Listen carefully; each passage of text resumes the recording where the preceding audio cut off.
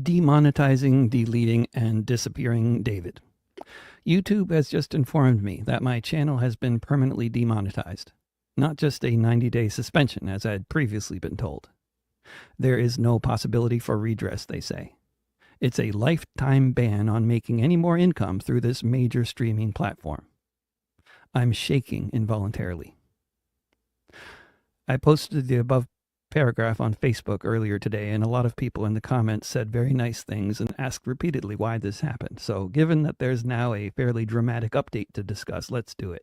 But first of all, for those of you who might not get to the end of this post, I'm being deleted from the internet bit by bit on all the sorts of platforms where this tends to happen to controversial people. There are alternative platforms that are, for now, less susceptible to this kind of thing, but they are akin to replacing the smooth highways with bumpy dirt roads. You can drive on them, but few people will be doing it with you. I am on those other platforms, and in this time when I'm being deleted from the big ones, I need your support more than ever in order to keep writing, recording, and touring. If you want to help me do that in this time of demonetization and deletion, and you're able to and not already doing it, you can sign up as a patron on Patreon, as a paid subscriber on Substack, or directly via my website at davidrovics.com/subscribe. In the fall of 2023, I posted a Houthi army press release after Yemen was bombed by the US and the UK, because I had written a song on the subject and was otherwise posting about this conflict. A week ago, someone apparently flagged this video, and YouTube took it down and notified me that my account was demonetized for 90 days. They said the demonetization would end if I didn't commit any further violations and if I took a short training.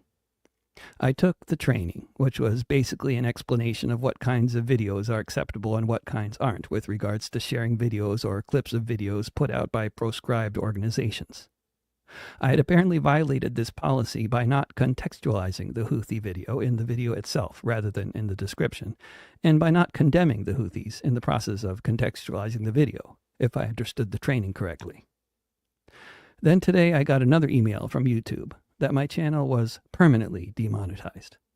I got in touch with them on chat, and a nice YouTube employee looked up my account and confirmed that there was nothing to be done. My account was permanently demonetized.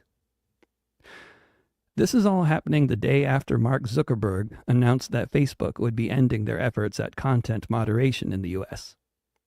I just checked, and it does seem like my Facebook account may no longer be overtly restricted. At least, I just created a Facebook event and successfully used the invite function to invite people to it twice in a row, with only one error message in the process.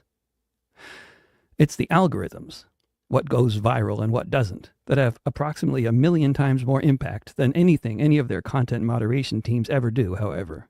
And the algorithms are never part of the debate.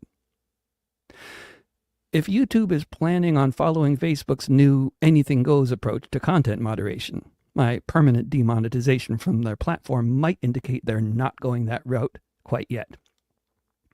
This, of course, all comes in the wake of Spotify deleting my most popular album of 2024 from my discography, from anyone's playlists where any of the songs on the album, Notes from a Holocaust, were present, and from existence generally, so that any mention of the album or the tens of thousands of streams it got were not part of my 2024 hashtag Spotify Wrapped at all, as if it never was.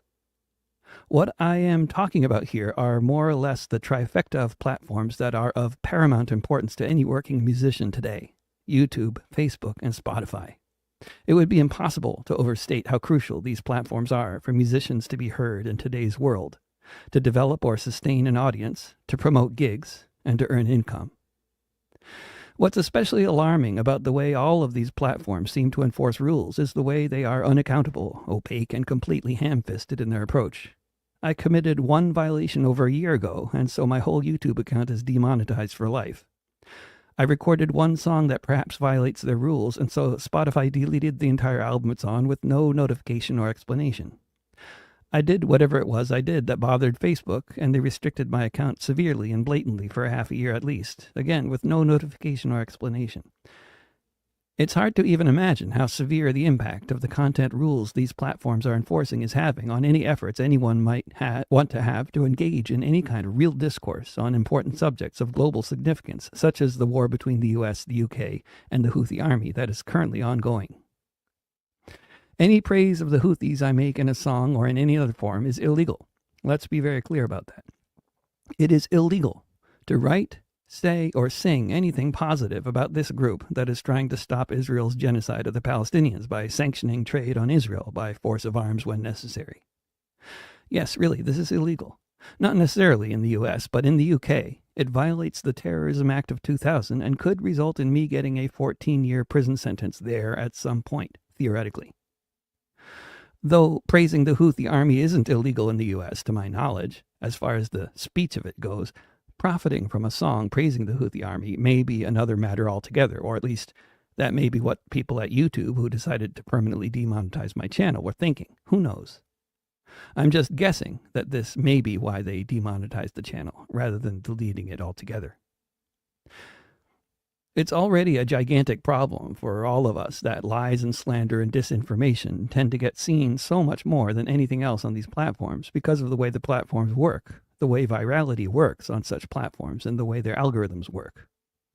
But if we can't even attempt to have a conversation without some of us having albums deleted and channels demonetized, the whole thing is skewed even more in the direction of a social media landscape in which only those who hold sufficiently establishment views on proscribed organizations may speak or be heard.